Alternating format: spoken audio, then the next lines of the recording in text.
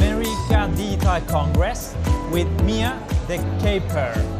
She is from Vicepresident from Salesforce, and she has a PhD in economics, and she's the author of an awesome book that I need to recommend you. If you like the book Model Canvas from Osterwalder, you are going to like this book better.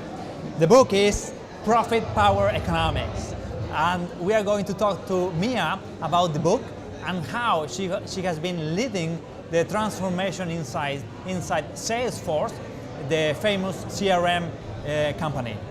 Mia, thank you for coming. Very welcome. It's a pleasure to be here.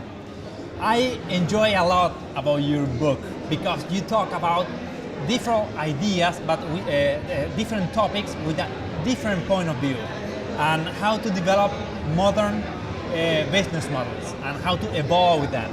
So the first topic that I like about the book is the information and how we need to decide how we are going to deal with information.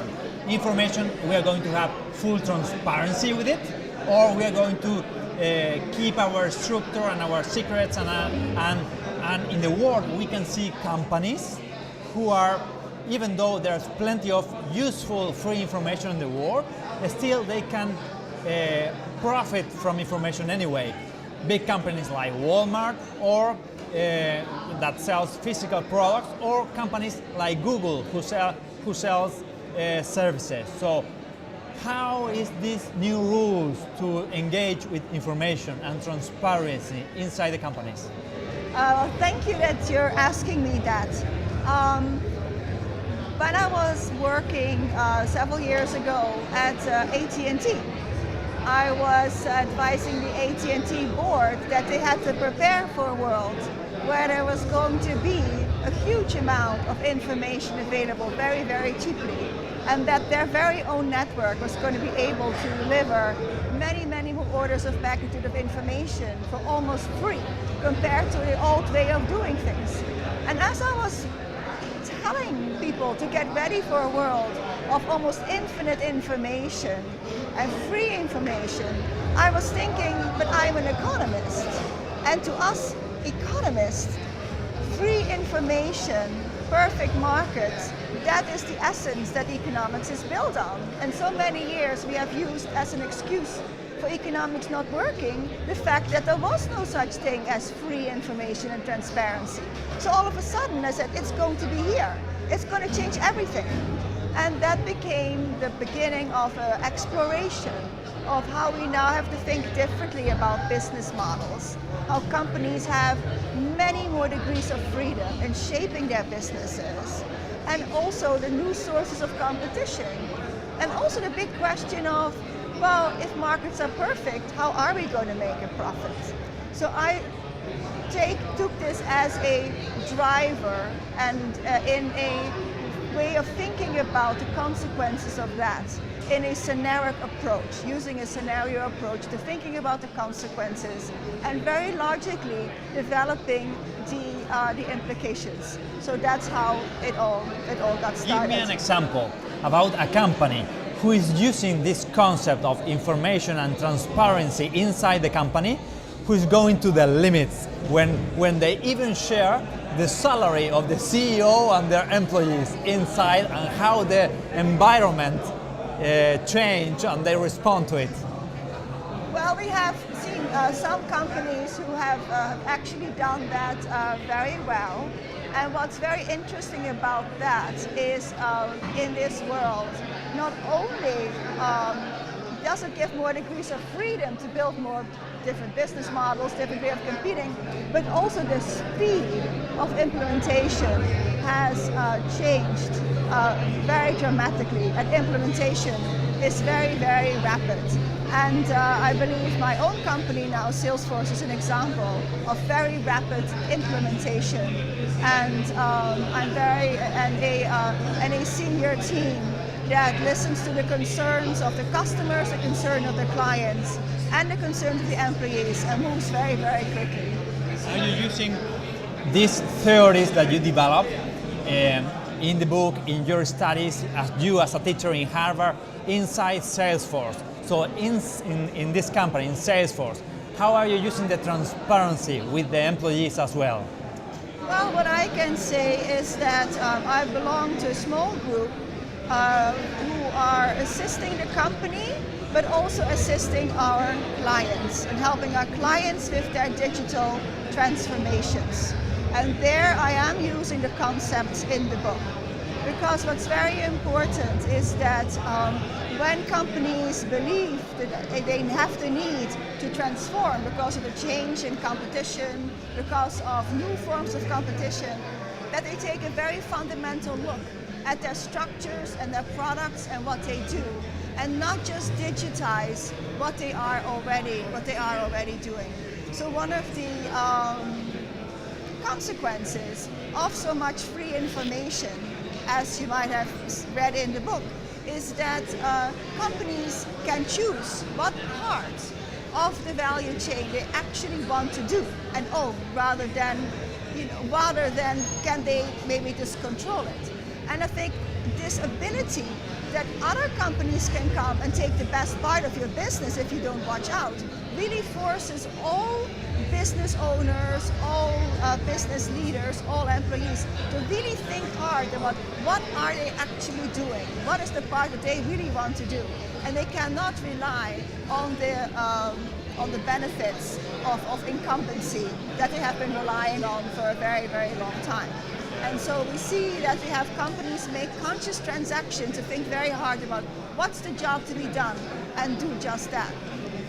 You also mention in your book that in this environment of constant change, the old model of companies to continue growing through mergers and acquisitions, vertically integrating more and more companies, is outdated. And now there is a new concept that you mentioned, that it is better if you just a very focused company do an alliance with another very focused company and they grow together. And the combination of focused companies working together with the same purpose can outperform the vertical integration of the past. Yes, indeed. And when companies focus, it has a great deal of benefits. And just because you focus, it doesn't mean you have to be small. You can become big and you can be global. And what is important about focusing is that you identify what is the high return part in the value chain, and that you focus your people and your capital on that, and that you separate yourself on the parts that are low return, because all that will do is reduce your overall return. Focus on the high return part. As one of the quotes in the book is from Warren Buffett, who said, find out where is the toll booth, own the toll booth, don't own the whole highway. Yes. And that kind of spirit requires collaboration between the companies. So in order to really dominate an industry and know the specific details of that industry and integrate different companies in it, the only way to create new products or services that integrate big data, that integrates cloud computing or artificial intelligence, is to have a specialist of everyone. Is there a project or a company working with us that you would like to have an example here, a case study that you like? Well, what you can see is that indeed, one of the reasons why companies used to be vertically integrated was there still was a lot of coordination to be done between the different parts of a business. Except now, you don't have to be in the same business to do that coordination anymore. But the coordination still has to happen. And one of the things that we see is that if you come to one of Salesforce's big conferences, whether it's the Dreamforce in San Francisco, or whether one of the world tours in London or in New York or in Sao Paulo, you see how many companies, individual companies, are connecting with each other with the benefit of the Salesforce product. It really is providing the glue between a lot of companies. Separately, so what you're seeing, the world that we are entering in is this world with very strong, focused companies as opposed to vertical stacks. So you're going to see a lot more of B2B competition and also a lot more B2B cooperation. You also see a lot of competition from industries that you think are outside of your own industry. Like think of the car industry. It used to be that it was Fiat, that it was General Motors, and that they knew who was in the industry. But now we've got Google is in there, Uber is in there, Amazon is in there, and so nobody is polite now. They come over the border into your industry and might take the best part of your industry. Think of the example that I gave about the fast food industry. You think, well, once upon a time that used to be fast food restaurants. Now it's Deliveroo. Now it's Open Table. New competitors are in there, and you have to think about how come they are so successful. Are they doing a part that I actually want them to do? And how can I cooperate with them to I do what I do best and they do what they do best? And so you have to really think about your competition in 3 dimensions, but also you have to have ways to work with parts that used to be part of one company. So what that means is for CEOs and for leaders, it means they have to have new leadership skills. They have to be able to operate and cooperate across many different companies that are not under their direct control. And so I think it needs to develop a whole new set of leadership skills. That is a very important skill, to go and collaborate and integrate with others and networking, yes. Yeah. You also mentioned about strategies, and you talk a lot about the strategies. You mentioned 12 power strategies, the nodes strategy, the source strategies, and you mentioned one, the Aikido assets. What do you mean by that? Yes, you're right. In this world of 3-dimensional competition, I have highlighted 12 sources of competitive advantage that are very useful in this world of 3-dimensional competition. And I call them the 12 power nodes. They are the source of the golden nuggets of being a company that has the return in this distributed business model that we're all going to be operating in. So one of them is called Aikido assets. So Aikido is a martial arts that is based not on resisting the opponent or knocking the opponent out, but it's very clever. It's based on taking the energy of the opponent and using that to dismiss the opponent and to win. To take the energy of the opponent is the metaphor that I use for saying in this world of new competition, of new ways of market working, we need to use the energy of the marketplace and use that to our own advantage. One company that is a wonderful example of that is Zara. Zara is very good. It has the systems in place. They're very good at harnessing the technological advancements. They have a wonderful system of reading the marketplace, information about what's taking off, and then being very strong and very efficient in reacting to that. So that if a certain style or a certain clothing is popular, becoming popular, they can react to that and put that in the marketplace very, very quickly. It applies also to the marketing. You talk about the three-dimensional competition, where instead of using the traditional pushing marketing, you're using another kind of marketing. Tell us about that. Yes, what's very interesting in this world with so much information is that it's very difficult for any individual person to claim that they're not influenced by what anybody else does, because we see what everybody else does. People give thumbs up or thumbs down all the time about what other people do, about fashions, about products.